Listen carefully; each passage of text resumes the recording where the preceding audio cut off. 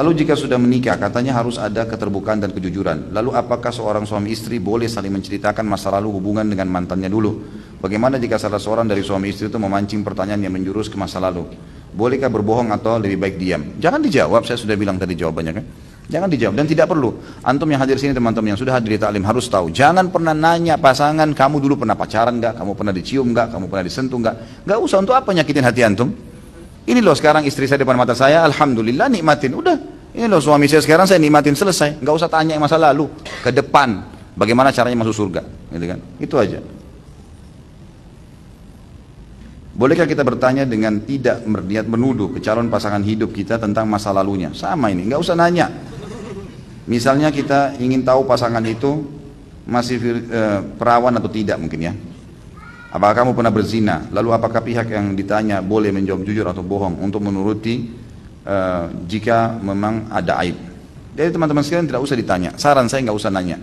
Dan memang sebelum antum mencari jodoh, antum berdoa dulu. Saya sudah pernah bilang, sebelum ikhtiar doa dulu. Sebelum ke dokter doa dulu.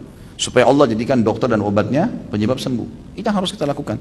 Jangan dokter dulu baru berdoa sama Allah, ini salah. Jadi sebelum menikah memang minta sama Allah petunjuk, ya Allah kalau engkau kirim kepada aku pilihan untuk menikah orang-orang yang perawan misalnya, memang mau mukminah, gitu kan? Orang yang seperti ini kita minta kriterianya sama Allah SWT, itu bukan mustahil. Jadi pada saat pun ada gambaran datang, kita udah tahu, oh ini memang mungkin yang terbaik. Dan teman-teman tidak usah terlalu terpengaruh dengan masalah ini perawan atau tidak perawan, gitu kan? Kenapa? Gitu. Itu kan selaput selesai. Gitu. Apa masalahnya gitu? Artinya gini teman-teman sekalian, kalau antum memang sudah mau nikah, taunya dia masih perawan, ya sudahlah, alhamdulillah menikah. Ternyata setelah menikah tidak seperti itu. Kita lihat sekarang. Jadi jangan buru-buru ngambil keputusan. Orang ini keadaannya sekarang seperti apa? Oh dia sudah akhwat, dia sudah salihah, dia sudah baik, ya sudah. Semoga Allah maafkan kamu, gitu kan? Dan kita jalani rumah tangga ini dengan baik-baik. Tolong jangan ada masalah. Udah selesai. Tidak usah jadi beban, ceraikan, gitu kan? Tidak perlu. Kecuali kalau memang dasarnya orang itu buruk, gitu kan? Orang itu buruk, maka itu lain, gitu kan?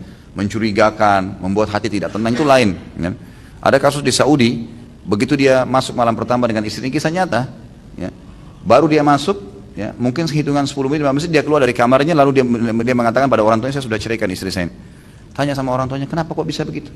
Baru nikah, baru buang biaya banyak. Dia bilang, ini istri saya bukan cuma curiga sama dia, sudah yakin. Begitu saya baru mau sentuh dia, langsung dia tanya, kamu mau berhubungan biologis gaya Prancis kah, gaya Itali kah, gaya ini kah? Sudah paham semua nih, gitu kan? Dan menakutkan sekali cara ngomongnya.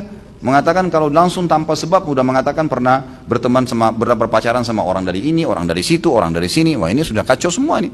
Dia merasa tidak tenang dengan itu hak dia, boleh saja, gitu kan? Tapi saya sudah berikan tadi solusi yang terbaik. Makanya sebelumnya minta doa kepada Allah Subhanahu wa Ta'ala.